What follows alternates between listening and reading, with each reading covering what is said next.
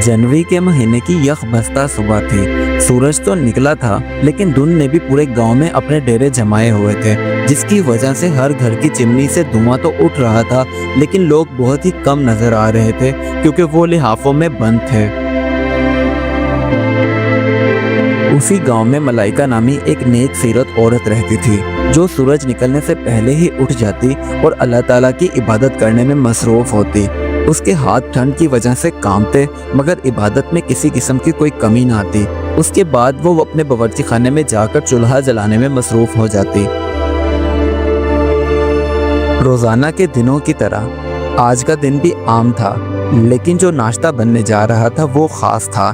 सबसे पहले मलाइका ने अपने कपकपाते हाथों को गर्म किया और उसके बाद वो आटा गूंदने में मसरूफ हो गई, क्योंकि उसने सोचा था कि आज वो 5 मुख्तलिफ तरह के पराठे बनाएगी नाश्ते में।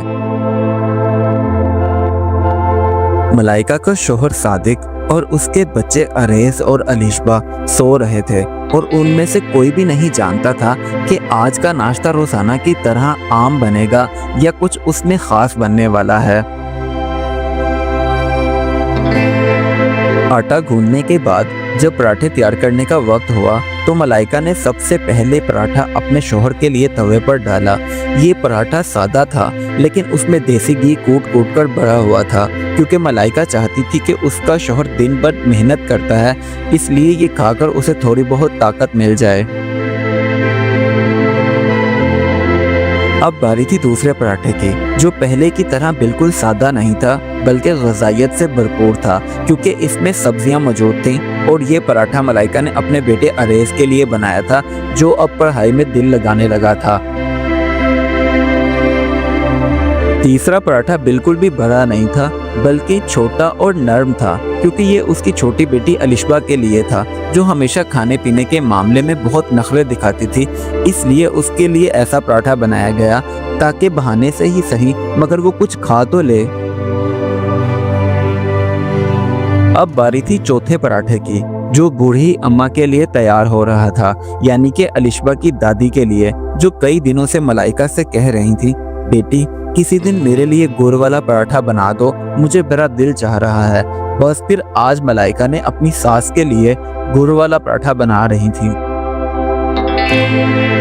जब सब घर वालों की पसंद के मुताबिक उनके पराठे तैयार हो गए, तो अब मलाइका ने अपने लिए पतला सा पराठा तवे पर डाला और उसमें बहुत ही कम घी डाला, क्योंकि उसे लगता था कि अगर वो ज्यादा घी लगाएगी तो कहीं घी खत्म ना हो जाए। इसी वजह से उसने कम घी और पतला पराठा अपने लिए तैयार किया। जैसे ही सारा नाश्ता मुकम्मल हुआ तो पराठों की लजीज किस्म की खुशबू पूरे घर में फैल गई, जिसकी वजह से सादिक, अरेज और अलिशबा सब जाग गए, क्योंकि सर्दी में इस तरह की खुशबू आना किसी नेमत से कम नहीं था। उसके बाद सब हाथ मुंह धोकर नाश्ता करने के लिए वहां आ गए।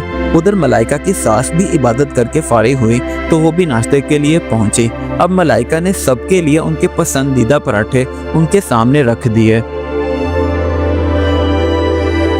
अरेज को अपना पराठा बहुत ही लजीज लगा, तो वो अपनी माँ से कहने लगा, अम्मी मैं एक और पराठा खाऊंगा, क्योंकि मुझे बहुत मजा आ रहा है। बस फिर मलाइका का दिल तो माँ का था, इसलिए उसने अपने पराठे वाली प्लेट अपने बेटे की तरफ बढ़ा दी और कहने लगी, बेटा तुम ये खा लो, मुझे भूख नहीं है।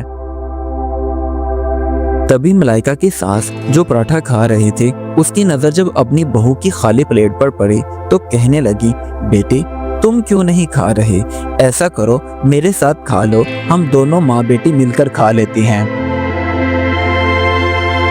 उधर उसका शोहर सादिक, जो अपने नाश्ता करने में मसरूफ था, तभी अचानक उसे भी एहसास हुआ कि जिसके हाथ सबको खिलाते हैं वो खुद सबसे आखिर में अपने बारे में क्यों सोचे, उसे भी तो हमारे साथ पेट भरकर नाश्ता करना चाहिए। उसके बाद अरेज और अलिशबा दोनों बहन भाई भी अपनी माँ के आगे पराठे लेकर आए और कहने लगे, अम्मा हम अकेले पराठा नहीं खाएंगे, आपको भी हमारे साथ खाना होगा, क्योंकि हम जानते हैं आपको भी भूख लगी है। मलाइका के खानदान का यूं उसके लिए प्यार और मोहब्बत का इजहार करना और फिक्रमंद होना اسے بہت اچھا لگا اور اس کی آنکھوں میں آنسو آ گئے۔ اب گھر میں سردی تو تھی لیکن اس کے بیچ میں دل کو گرمی مل گئی، جس کی وجہ سے پورے گھر میں سکون پھیل گیا۔ اب ملائکہ اور اس کے خاندان والوں نے 5 پراٹھے مل بانٹ کر خوشی خوشی کھائے۔ نہ کوئی بڑا تھا نہ چھوٹا، اور نہ ہی کسی نے کم کھایا نہ زیادہ۔